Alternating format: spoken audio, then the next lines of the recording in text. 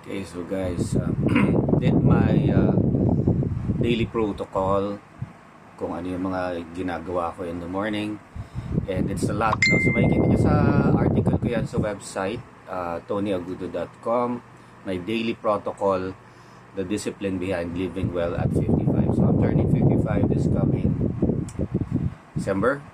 So okay, so without further ado, morning, what do I do in the morning? So sa morning kasi, okay, I'm about to do my breathing meditation, pero I resolved to do this first. So anyway, ano ba yung inaano ko? So this first things first, yung coffee ko, because I love my coffee in the morning. So ito, meron na tong creatine, okay, and collagen, very important. So actually sa protocol ni Dr. Rhonda Patrick yung collagen, and meron pa siya yung leucine. So wala pa akong leucine, I have to get some leucine pa, no? So collagen, creatine, yung cocoa, naubusan ako, but there should be cocoa here. And because I love my coffee a little bit sweet, may sweetness siya, no? Not too much. I have stevia. So yung, by the way, yung stevia ko, guys, I have this supplier which supplies me with pure stevia talaga. So subok ko na to, matagal ko nang ginagamit. And this one does not have yung mga additives like meron yan yung yung processed starch, ano pa, may na-add pa sila beginning with the letter M, maltodextrin. So sinasabi nga ni Dr. Berg that maltodextrin is not good for you. So yung iba naka-extend ng, so you have to watch out, by the way, sa mga especially sa mga processed foods, sa mga juices, sa mga sa mga coffee products, mga ganyan, because they use maltodextrin for texture and for parang feeling, parang siya, I forgot, basta yung just slight labot. Okay, that's why they add processed starches. So that's maltodextrin, no? So dito, this is pure stevia. And sinasabi nila may pait yung iba. This one, hindi ko, yes, meron na akong nagamit before na stevia product. By the way, this is available, and sa website I am posting, meron diyang products page, and you can contact me on my Facebook and my other social media, TikTok, yeah. So kontakin mo na lang ako. I have no official shop as of now, dahil kasi kailangan talaga ng madaming cheche for Shopee and TikTok right now for a TikTok shop. So you just send this to you if you want a stevia. So anyway, ganito by the way, because this is what I use.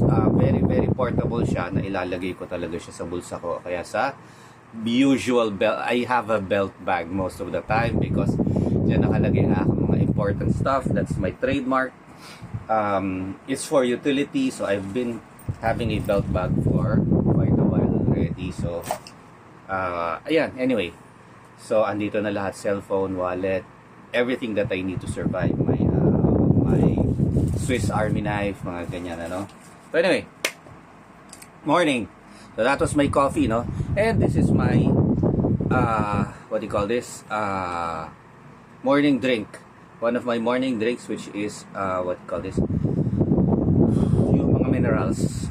And this one has Shilajit powder, where it has spectrum of fulvic and humic acid, so that it helps with the body's absorption of minerals, mga detoxification. Ang daming benefits ng Shilajit powder, no? So we're getting one dahil kasi ang delikado lang kasi sa mga ganyang products, sometimes may heavy metals. So I have a good supplier for that. And also at the same time, this one has hydrogen water siya. So hydrogen water mas na-absorb ng katawan, and you will see it in the demos talaga. Pag pinor mo yung hydrogen water, siya, tawag doon, mas siya, like sa tea, pag nilagay yung tea, talagang mas pula na absorb, or rather natatangay niya talaga yung tea, pag nilagay mo siya sa parang yung parang sieve, okay, yung pagsala, lalagay mo doon yung tea, di ba? Tapos pag pinor mo yung hydrogen water doon, na natatangay niya talaga yung nutrients and ingredients ng tea. So by the way, this is my hydrogen water bottle. Okay. So this one, makikita mo yung bubula talaga yung ano dyan, ano. So anyway, hintayin natin bumula siya. Anyway, hydrogen water, it has also Celtic sea salt because, okay, sa yung ano ko dyan, di ba? Whenever we pee, umihi tayo, makikita natin kulay yellow, di ba? Pero pag umiinom tayo, clear yung tubig. So, saan nanggagaling yung yellow? That comes from our body. Okay? Yung mga salts and mga electrolytes ng katawan natin, yung mga nutrients, yung mga literally yung mga minerals ng katawan natin, nilalabas natin sa ihi natin. And that also goes for sweat and other stuff na nawawala yung sa dumi, nawawala yung mga ano natin, mga not only waste, ano, may natatangay diyang mga sodium, mga kung ano-ano minerals. So, meron itong Celtic sea salt, so complete profile kasi siya ng ano ng minerals, di ba? And also a little bit of lemon or vinegar. And because the lemon and the vinegar kind of helps with the absorption of the minerals also. Magnesium citrate, because magnesium, napakaraming involved yan in a lot of processes. And also, of course, yung hydrogen water. So, yun, this is my morning hydration drink. And of course,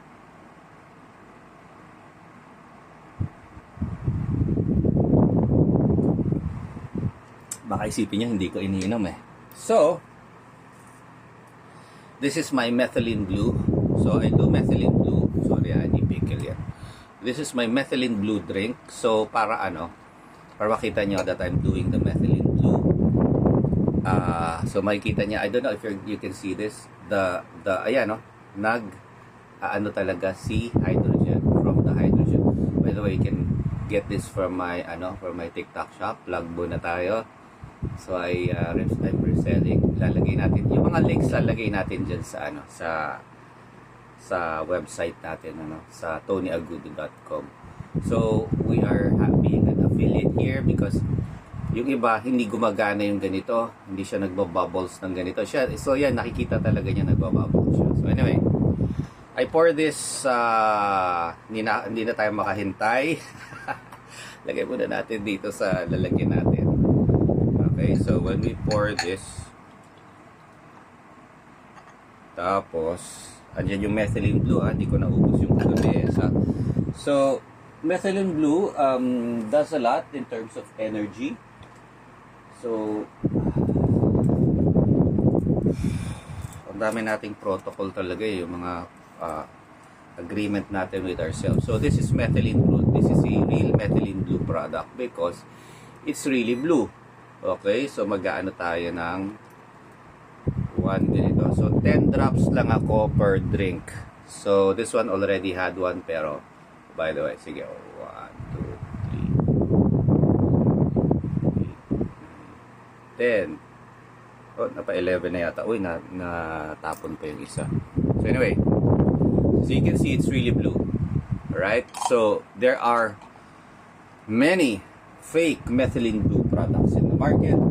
So, we're getting a hold of some really good methylene blue right now, supplier. So, if you want, gusto nyo ng methylene blue, it's not cheap as of right now because it's not readily available. So, mag-order tayo from the US. So, if you want to, have a 1% methylene blue product, mag-ano tayo, coordinate with me if you wanna have pasabay, diba? Sabay-sabay tayo para it will not be as expensive. So again, this is my methylene blue drink. So baka iniisip niyo hindi ko ininom, I'm drinking it.